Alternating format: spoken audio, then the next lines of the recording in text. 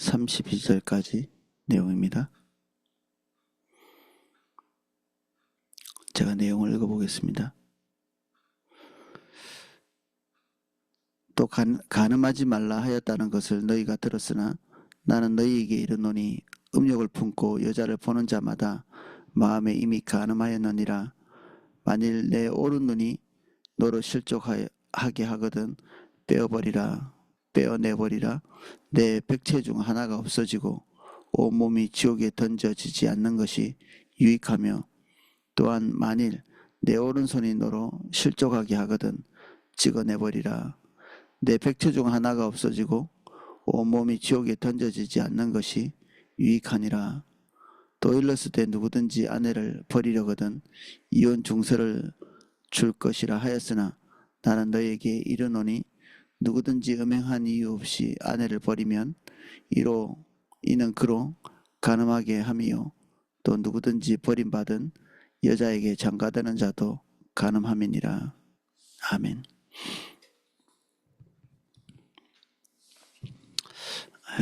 27절입니다. 또 간음하지 말라 하였다는 것을 너희가 들었으나, 간음하지 말라, 이 십계명 계명에 딱 이렇게 있는 내용이죠. 이거 이스라엘 백성이라면 듣지 않을 사람이 없고 또 암송하지 않을 사람이 없습니다. 분명히 잘 알고 있는 내용이죠. 간음. 28절 나는 너희에게 이르노니 음욕을 품고 여자를 보는 자마다 마음에 이미 간음하였느니라. 예수님께서 음욕을 간음과 연결시키죠.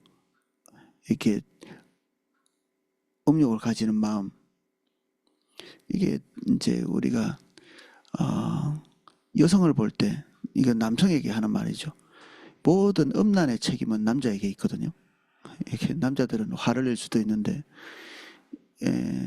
성경의 모든 부분에서 그 음란을 여성과 연결시켜 놓은 이런 부분도 이렇게 발견할 수 있는데, 책임에 대해서 어떤 뭔가에 대한 음란에 대한 책임을 지게 할 때 하나님께서 여성을 거론하시는 경우가 잘 없고 남성을 거론하시는 경우가 대부분이죠.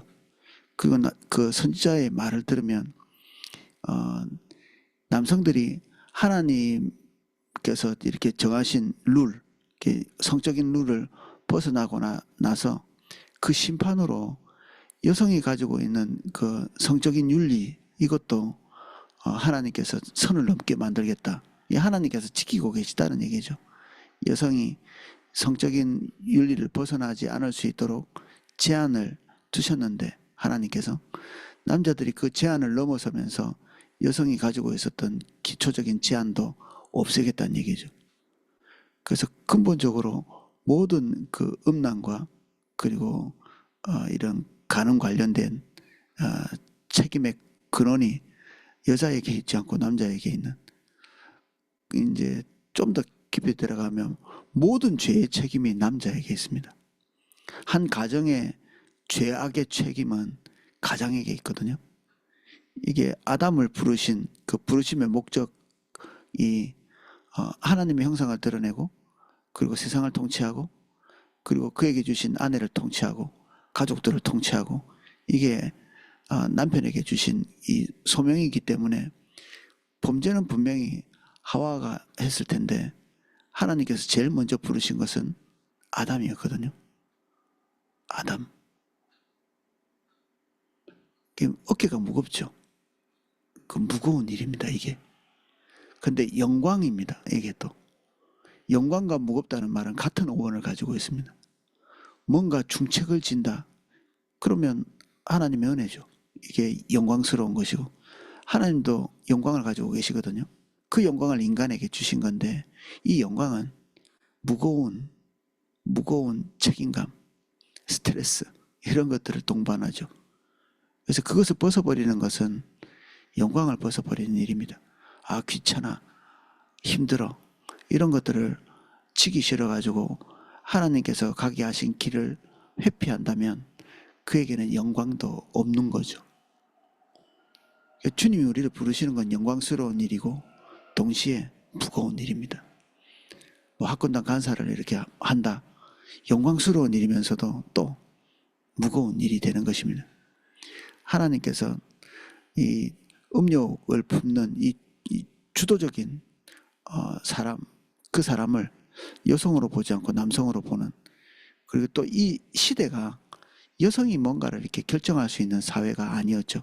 남성이 결정할 수 있는 그런 사회였고, 그래서 이 남자 입장에서 볼 때는 이 음욕을 품고 간음을 하는 게 도적질과 관련되어 있습니다. 이게 놀랍게도 음란함 이런 것과도 관련되어 있을 건데, 도적질과 관련되어 있는, 남의 아내가 될 사람이나 남의 아내를 보고 탐욕을 품는 거죠.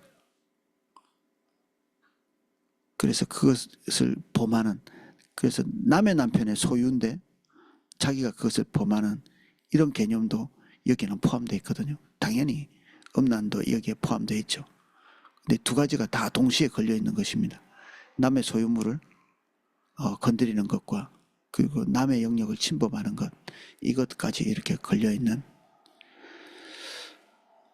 그래서 하나님이 여성을 이렇게 지으셨을 때 남성 입장에서 그렇습니다. 남성의 입장에서 여성을 지으셨을 때 하나님께서 남성에게 하나님의 형상을 집어넣었죠. 그것을 반영하도록 만들었습니다. 반면에 여성에게도 하나님의 형상을 거기에 나타내도록 지음받았거든요. 남성과 여성은 동일하게 하나님의 형상을 따라서 지음받았기 때문에 여기에 하나님의 영광, 하나님의 성품이 거기에 완벽하게 동일한 무게로 들어가 있는 거죠. 남성이 여성을 볼 때, 또는 여성이 남성을 볼 때 그 안에 하나님의 형상을 봐내는 것이, 이게 올바른 시선이죠. 남성 속에서 하나님의 영광을 봐내고 여성 속에서 하나님의 영광을 봐내는, 그래서 여성 안에서 하나님의 영광을 봐내지 못한다. 그러면 뭐 음란까지는 아니라 할지라도 그 사람과 함께, 교회는 안에만 여성은 아니잖아요. 여성이 교회의 절반보다 더 훨씬 더 많은데, 남자 입장에서 하나님의 일에 대해서 이렇게 뭔가 책임을 받았을 때 남자들끼리 이렇게 모여가지고 일할 수는 없거든요. 여성들이 훨씬 더 그 하나님의 일에 많이 동참하고 있는 경우가 많기 때문에, 그러면 우리가 여성을 이렇게 바라볼 때 하나님의 형상을 따라서 하나님의 영광을 드러낼 수 있는 그런 존재로 이렇게 주시해서 볼 수 있는 이런 안목이 음란보다 훨씬 더 근본적인 생각이죠. 그 음란에 대한 두려움 때문에 어떤 그 미국에 있는 고위공직자는 아내 외에는 같이 밥도 먹지 않는, 너 올바르다고 할 수 있죠. 한 면에서는 사회가 하도 이렇게 누추해지고 이렇게 하다 보면 그렇게 하지 않으면 안 될 수 있는 여건이 있을 수 있다고 생각합니다. 그런데 아예 담을 쌓고 사는 것 같이 그런 식으로 이렇게 여성들과 담을 쌓고 살면, 우린 예수님께서 주변에 많은 여성들과 함께 있고, 그리고 사도 바울 주변에 사도 바울이 교회를 세워갈 때 같이 협력했던 많은 여성들이 주변에 있었다는 사실을 우리가 놓치게 되죠. 여성 없이 하나님 나라는 이루어지지 않습니다. 반대로 남성이 없이 하나님 나라가 이루어지지 않죠. 그래서 우리가 가지고 있는 이 안목이 아내와 남편을 소중히 여길 뿐 아니라 교회 안에서 여성들이 이렇게 있을 때 그들 속에서 하나님의 영광을 봐내고 남성의 속에서 하나님의 영광을 봐내는 것이, 우리가 하나님께서 사람을 지으신 딱 목적 그대로 이렇게 봐내는 거죠. 사람을 볼 때 하나님께서 보시는 방향대로 보지 못하고 자기 목적대로 보잖아요. 자식도 마찬가지고 아내나 남편도 자기 목적대로 봐내면 사실 음란과 관련돼서 연계돼 가지고 범죄가 시작됐다고 볼 수 있습니다. 이 눈 자체가 그를 올바로 보지 못하는 거죠. 자기 이득으로 보는 거죠. 이 간음이라는 것도 남성이나 여성을 자기 성적인 그 목적물로 보는 거죠. 사람이 그렇게 만들어진 게 아니잖아요. 여성이 그렇게 만들어지지도 않았고 남성이 그렇게 만들어지지도 않았죠. 음란의 대상이 되도록 만들지 않았는데 음란의 대상이 되도록 본다는 것 자체가 하나님의 형상대로 보는 이 눈이 주어지지 않았다는 얘기거든요. 그래서 모든 것은 이렇게 마음에서 시작되고 그리고 생각에서 시작되고 자세와 태도에서 시작하고 그래서 주님이 모든 것을 하나님의 관점으로 볼 수 있도록 우리에게 은혜를 주셔야 합니다. 우리에게. 사람을 처음 만드셨을 때 온 피조 세계가 그 속에서 하나님의 영광을 봤거든요. 온 피조 세계가 마치 하나님을 보고 있는 것 같은 예수님께서 나를 본 자는 아버지를 보았다. 예수님을 딱 보는 순간에 하나님이 연상이 되고 그분의 성품과 동일한 것들을 가지고 계시고 그분의 능력이 그 안에서 운동하고 계시는 것들을 봐내는 거죠. 아담도 모든 피조 세계가 아담을 쳐다볼 때 그 보는 순간에 하나님이 연상이 되고 그의 말을 들으면 하나님의 뜻대로 가는 거나 마찬가지인 경우 그런 경우가 있죠. 아내가 남편을 볼 때 남편의 영광 속에서 하나님을 보는 그 속에 그를 따라가면 하나님을 따라가는 거나 마찬가지인 로망이죠. 로망. 그런 경우에 완벽히 일어나지는 않으니까 근데 모든 남성들은 그걸 꿈과 로망으로 가지고 있어야 되죠. 여성을 볼 때 하나님의 아름다움이 그 속에 있고 하나님의 은혜가 그 안에 있고 하나님의 성품이 그 안에 있는 마치 성령님의 성품이 깃들어 있는 것처럼 성자와 성부의 어떤 은혜들이 깃들어 있는 것 같이 보이는 이게 하나님의 안목이죠. 그렇게 보여야 마땅하고 부모들이 아이들이 부모를 볼 때 부모의 결정은 하나님의 결정이나 진배 없어요. 이렇게 느끼는 가다가 길을 잃을 때 찾아와서 부모에게 길을 묻는 부모에게 길을 물으면 하나님께 묻는 거나 진배 없이 자녀들이 느끼면 이게 이상적인 거죠. 근데 우리 엄마는 지멋대로 한다. 우리 아버지는 지멋대로 한다. 이렇게 자녀들 속에 이게 그림이 딱 돼 있으면 자녀들을 탓할 게 아니라 우리에게 하나님의 영광이 있다는 거죠. 목사가 막 나는 하나님의 종이에요 이렇게 할 수 있나요? 그게 아니죠. 최종을 무시한다고 뭐 벌금 내는 것도 아니고 이게 설교 때마다 하나님께서 말씀하고 계셔.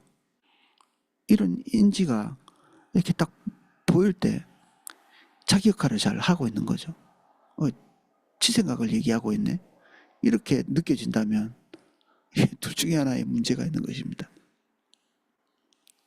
그래서 이 음란은 사물을 보는 눈에 이게 모든 게 달려있죠.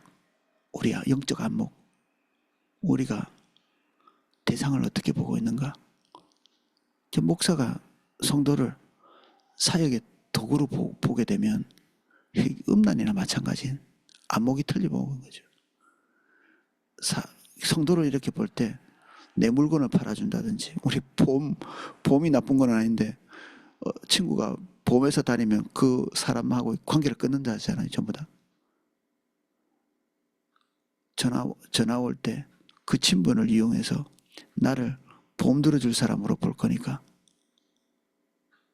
또는 무슨 뭐 다단계 물건을 팔아줄 사람으로 보일 거니까 그 사람과 관계를 못하는 거죠. 순수하지 않으니까. 나를 친구로 보는 게 아니라 물건 팔아줄 사람으로 볼 거니까 서로 성도가 서로를 바라볼 때 순결하게 교회의 몸과 지체로 이렇게 보이면 더할 나위 없이 올바른 시각을 가지고 있는 것입니다.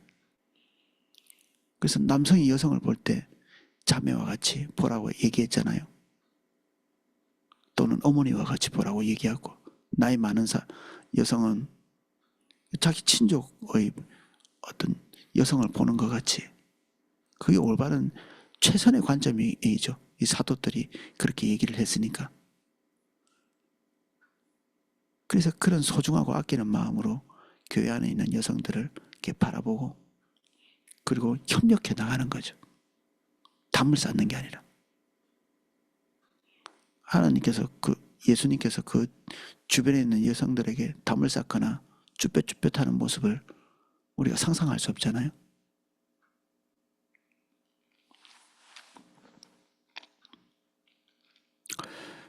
(30절) 또한 만일 내 오른손이 너로 실족하게 하거든 찍어내버리라. 내 백티 중에 하나가 없어지고 온몸이 지옥에 던져지지 않는 것이 유익하니라.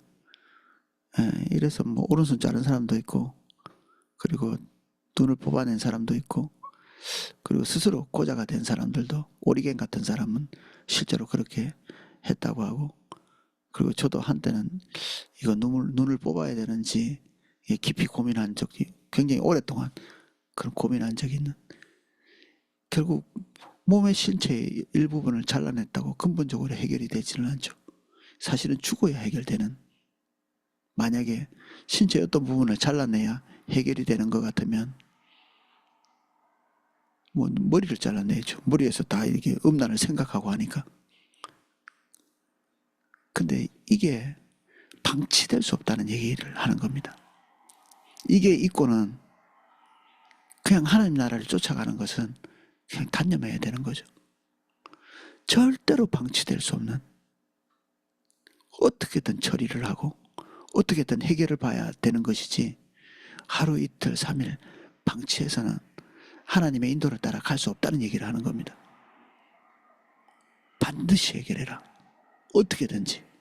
담배를 끊는 것처럼, 술을 끊는 것처럼, 마약을 끊는 것처럼, 이런 시선과 이런 방향성, 하나님께서 창조하신 창조의 목적대로 여성을 보지 않고 남성을 보지 않는, 성도를 보지 않는,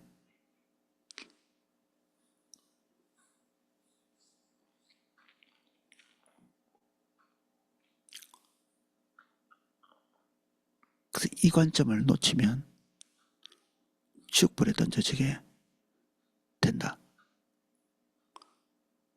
최후의 심판을 얘기하기도 하지만 우리의 삶이 지옥이 되죠. 이용해서 상대방만 피해를 입히는 게 아니라 그렇게 보고 있는 자기 자신도 메마르고 파괴되어져 가게 돼 있습니다. 신기하게도 범죄를 저지르면 범죄를 저지르는 상대방 피해자가 그 사람만 피해를 입는 것처럼 보이지만 그 범죄자의 삶도 중대하게 붕괴되어 가거든요. 그래서 방치하거나 덮어지거나 숨겨지거나 해서는 안 될 문제라고 말하고 있는 것입니다. 오른손을 잘라내든지 눈을 뽑아내든지 지금 당장 있는 그대로 계속하지 말라는 거죠. 그래서 이 눈에 대한 얘기를 또 특별히 하고 있죠. 제일 먼저 안목의 종류, 이 남자들이 주로 이렇게 시험에 드는 건데, 음란함 어떤 그 사물을 보거나 이렇게 할 때 이 뇌가 세포가 파괴된다고 하거든요. 이 시상하부 밑에가, 이 음란도 사실은 머리로 하는 거잖아요. 이렇게 뇌로, 뇌가 그 즐거움을 얻으려고 그것으로 말미암아 음란을 즐거워하는, 그러면 이 진짜 이렇게 즐거워하는, 하나님께서 기뻐하시는 걸 즐거워해야 되는데 하나님께서 기뻐하시는 방향으로 사람을 보고, 그리고 그 안목을 통해서 우리가 하나님께서 지으신 피조 세계의 질서로 말미암아 또 상대방에 대한 아름다움으로 말미암아 이게 기쁨을 누려야 되죠. 그런데 이 음란, 자기가 상대방을 음란의 대상으로 이렇게 보면서 이 뇌에서 도파민이 이렇게 나오는 것입니다. 즐거움을 느끼는 거죠. 그러면 이게 고장난 거죠. 이 머리가 파괴되는 것입니다. 이렇게 모든 전자제품은 올바로 사용하지 않으면 그게 오래 못 가겠죠. 예전에 제 아내가 이 커피 머신에 물을 넣어야 되는 곳에다가 이 사용을 잘 못해가지고 커피 가루를 물을 넣는 데다가 넣어가지고 커피가 나올 리가 없죠. 뭐 그런 식으로 쓰면 오래 못 가는 겁니다. 이 머리도 마찬가지. 모든 것이 이렇게 머리에 달려 있는 건데 머리가 나빠지고 퇴화되고 눈도 나빠지고 몸의 전체 기능이 하나님께서 처음에 쓰라고 만드신 대로 제대로 사용되지 않으면 고장나게 되죠. 하나님의 영광을 위해서 쓰라고 하나님 만들어 놓은 이 손과 발, 심장과 콩팥과 우리의 뇌와, 그래서 우리의 쾌락을 위해서 막 이상한 걸 먹고 이상한 걸 보고 이상한 걸 듣고 이상한 행동을 하고 그러면 원래 목적대로 사용되지 않기 때문에 건강도 지킬 수 없습니다. 좋은 약 먹는다고 몸이 건강하게 되지 않습니다. 창조 질서대로 몸을 사용할 때 그리고 노동하고 하나님께서 말씀하신 거잖아요. 노동과 건강한 생각 그리고 건전한 질서 주님께서 허락하신 그 바운더리 내에서의 성의 사용 그리고 건강한 생각 이게 우리를 건강하게 하는 것이지 다른 묘책이 없죠. 주님 밖에는 좋은 것이 없습니다. 또 일렀을 때 누구든지 아내를 버리려거든 이혼 증서를 줄 것이라 하였으나 여기 신명기에 나옵니다. 이 내용이 출애굽기에 나오나 신명기에 나오는 것 같습니다. 모세가 아내를 내버릴 때 이혼 증서를 써주라고 하거든요. 예수님께서 이게 재해석하시죠. 나는 너에게 이르노니 누구든지 음행한 이유 없이 아내를 버리면 이는 그로 간음하게 하며 또 누구든지 버림받은 여자에게 장가드는 자도 간음함이라. 자기 아내를 책임지지 않고 내어버리는 이게 바리새인들이 기묘한 거죠. 이게 버릴 수 있다고 하니까 이혼 증서를 써가지고 증서를 주면 이게 자기가 면책이 되는 것처럼 이렇게 생각했던 거죠. 버리지 못하도록 한 것이고 기본적으로 그의 삶을 책임지도록 한 것이고 여기 버린다는 것은 두 가지를 안 하는 겁니다. 성적인 책임을 하지 않는 것과 그리고 먹을 것 입을 것 생계를 책임지지 않는 것 두 가지거든요. 이 두 가지를 방치하고 내어버리면 이 여성은 할 수 있는 방법이 재혼하고 다른 남자를 찾아가는 것밖에 없죠. 버린다는 의미가 그건데 책임지지 않으려면 방법은 다른 남자에게 가는 것밖에 없으니까 이혼 증서를 써주라고. 죽을 수는 없잖아요. 고대 사회에서 여성이 버림받아서 먹고 살 수 있는 재산도 없고 땅도 없고 땅도 다 남성에 의해서 물려지고 있는 것이니까 이 사회에서는 방법이 남자의 아내가 되는 그런 방법밖에 없으니까 결국 이 아내가 간음을 하게 되는 결과를 가져오는데 이렇게 된 주책임이 남성에게 있는 것입니다. 방치한 것. 돈도 안 주고 성적인 책임도 안 지고 정서적인 책임도 안 지고 그러면 아내를 간음하게 만드는 것이죠. 이건 남녀에게 다 해당되는 거라고 할 수 있지만 특별히 중책, 더 무거운 책임은 남성에게 있으니 하나님 앞에서 이 무거운 짐을 잘 질 수 있도록 그리고 벗어버리지 않도록 이 무책임한 거거든요. 이걸 벗어버리면 아내를 향한 책임. 그리고 하나님의 사람은 하나님의 피조 세계를 하나님의 관점으로 먼저 보는 게 이게 선제적인 은총입니다. 이게 필요하죠. 범사에 하나님께서 저를 왜 지으셨나? 통찰하는, 이렇게 통찰을 할 수 있어야 그 다음 단계가 있습니다. 아담이 세상 만물에 이름을 붙이고 하와에게도 이름을 붙였죠. 이름을 붙였다는 것은 그냥 아무렇게나 이름을 지은 게 아니라 그것을 지으신 하나님의 생각, 기능, 그리고 그 속에 두신 하나님의 은혜, 이런 것에 대한 깊은 통찰이 이름을 붙이도록 할 수 있도록 만든 거죠.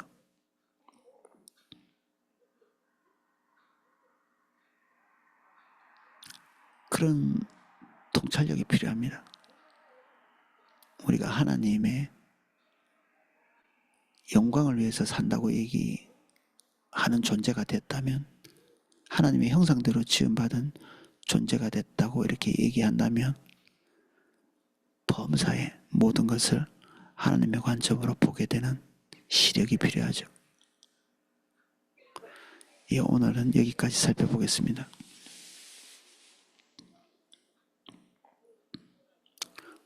주님, 우리에게 새 안목을 주십시오. 아담이 세상을 향해서 볼 때 하나님의 관점과 진배 없이 같은 방향, 같은 목적,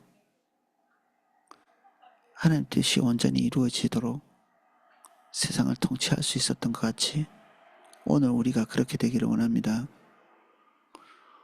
우리가 무엇을 주목해서 보든지 그것에 대한 해석을 주님 관점으로 해낼 수 있도록 도와주십시오. 하나님 관점을 놓치고 몹쓸 우리의 탐욕과 음란의 목적으로 사물을 보지 않게 하시고 거듭나게 해주십시오. 우리의 눈과 생각과 마음, 우리의 모든 신체적인 것들이 하나님의 영광을 위해서 지음받았으니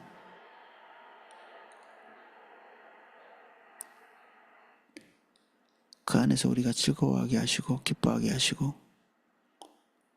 더할 나위 없는 충족감을 누리게 해주십시오. 주님 밖에는 기쁨이 없습니다. 즐거움도 없고 만족도 충족도 없습니다. 우리가 주님 안에서 행복을 누리기를 간구합니다.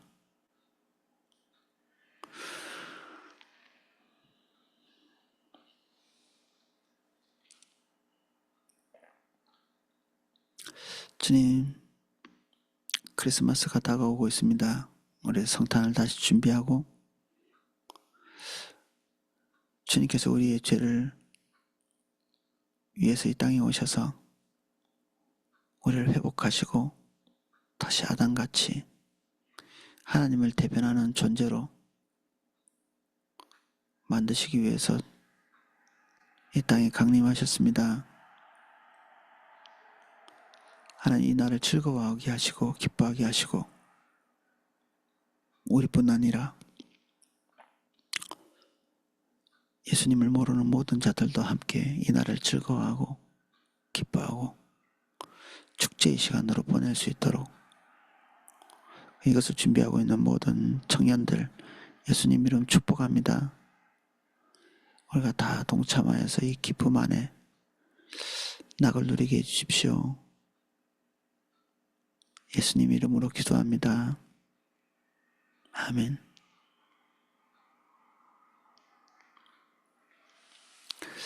예,